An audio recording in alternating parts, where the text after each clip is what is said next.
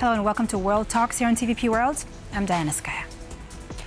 The Middle East is on edge as the United States and Israel unleash sweeping strikes on Iran, marking a dramatic escalation that could redraw the region's security landscape.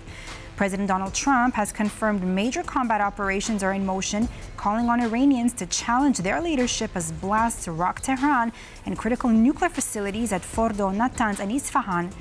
Israel says Iran has retaliated with missile fire while tensions surge across the region. Now I'm bringing in our guest, Martin Himel, international security analyst who is in Israel.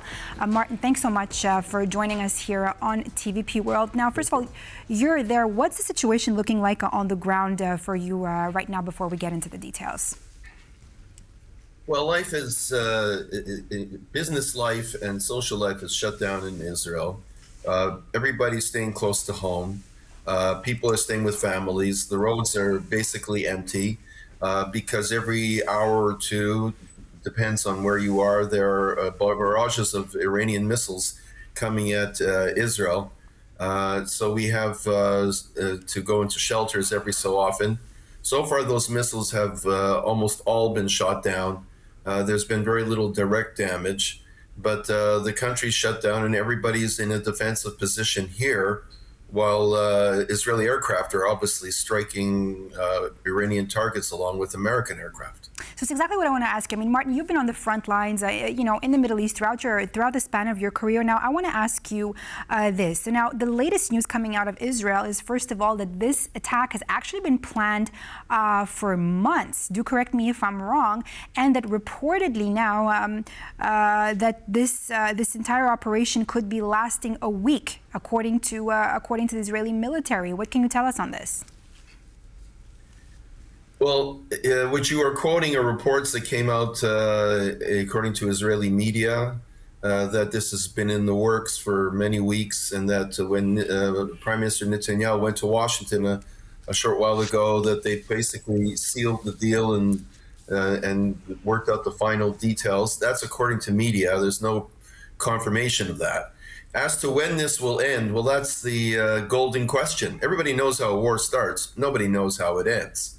This is a major, major conflagration. It doesn't just involve Israel, the United States, and Iran.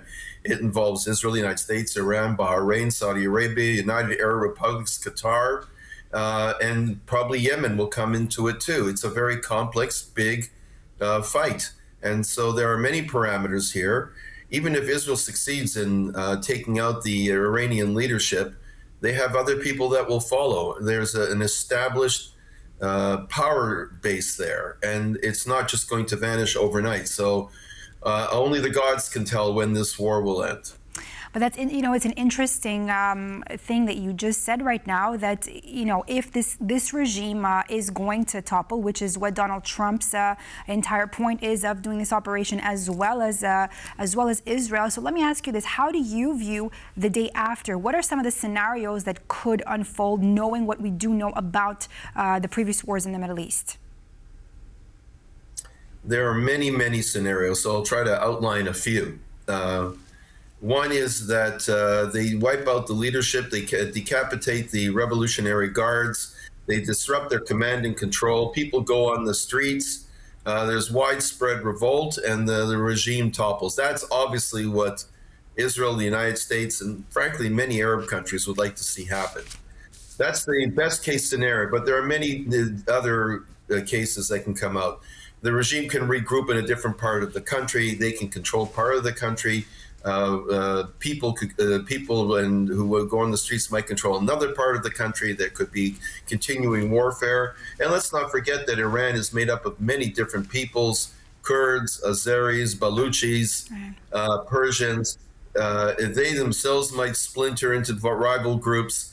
This is what happened in Iraq. If you recall, the United States came in and took out Saddam Hussein, but the country splintered into various groups and has been in semi-violent conflict within itself and deep poverty ever since, and that was 23 years ago. So it's not necessarily like a Rambo film that's going to finish in 90 minutes as Donald Trump wants. It could be very complex and prolonged. Let me ask you this now. Of course, in retaliation, Iran has launched waves of missile attacks, as you just told us, towards Israel and, of course, targets U.S. targets in the Gulf. Let me ask you this, Martin. How capable is Iran of actually sustaining this kind of level of retaliation across multiple fronts? Well, we're going to find out. Right now, they're doing it. Right now, they've hit American bases and countries throughout the Persian Gulf and Israel. They are going to be determined to maintain it as much as possible. On the other hand, the United States and Israel are trying to wipe out their command and control, their launching sites as fast as possible. So I think the coming days will tell that. I think the Iranians would like to close the Straits of Hormuz. That's the exit from the Persian Gulf into the Indian Ocean. That's where 20% of the oil in the world goes. It will disrupt capital markets. And that is something that they also want to do. Will the Americans destroy their Navy before that? It remains to be seen. So I think we'll only find out in the coming days who is going to prevail. And do you think that it's actually possible that this time around, I mean, decades after the Iranian Revolution of '79, that this time we could actually see the entire collapse of this Islamic terror regime? And not only, Martin, I have to tell you, they're not only just a regime, we're also talking about the proxies, right? We're talking about Hamas, we're talking about Hezbollah, we're talking about the Houthis, right? A lot will depend on the Iranian people themselves. Right now, President Trump has told the Iranian people, stay in your homes. This is going to be very dangerous. Wait. But at the crucial time, you have to go out in the streets and take control. If the Iranians go out by the millions into the streets after the Iranian regime has been battered, they have a chance. If they take over, then the Houthis and Hezbollah and Hamas will lose their lifeline support of money. It takes money to run these regimes, and it will hurt them acutely.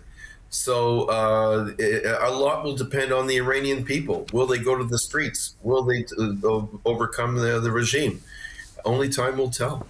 Well, I mean, it's difficult because, I mean, just back a couple of weeks ago, thousands and thousands of Iranians were murdered, right? Under much of, Yes. Under a lot of scrutiny, under a lot of course, media that was shut down. Let me ask you, Martin. I want to ask you about the Shah, right? Reza Pahlavi. How do you view his role in this? Is there a possibility that he does say he wants to, assumingly that he would go back to try to install some kind of, or to help at least transition, right, to a democratic government inside Iran, a secular democratic, to see a secular democracy. How do you view this actually happening? And of course, how does Israel view that? Well, this is the moment of truth for the son of the Shah. This is his moment to prove that he can do something. Rumor has it that he's trying to talk to commanders in the Iranian army. That's not the Revolutionary Guard. The Revolutionary Guard is really the major force. He's trying to talk to commanders in the army to defect and go for him. If he succeeds in getting some defections, if he succeeds in getting people to rally behind him, then he can become a leader of a sort that would usher in a new era into Iran. But there's a lot of ifs there. He's not been tested. No one knows how much real support he has. And that's the big question with this Iranian uprising, if it comes, is that there's no cohesive leadership. So even if they take to the streets, who's going to actually run the country if they succeed? And again, we'll have to wait and see. I wanted to, going back to what you said earlier, that there is a lot of different ethnic minorities living in Iran. Also, let's put a focus here for a moment on Azerbaijan. Let me ask you this. How do you think they, not just Azerbaijan, these different ethnic minorities would actually would be a challenge to Reza Pahlavi if he were to somehow try and change this regime? Well, if Syria and Iraq are an indicator of what we'll have in Iran, it's going to be difficult. In Syria, the Kurds and the other groups tried to disconnect from Syria, and it caused big problems. In Iraq is de facto a split country. The north is dominated by the Kurds. Yes, it's part of Iraq, but it's dominated by the Kurds. They're almost a state within a state.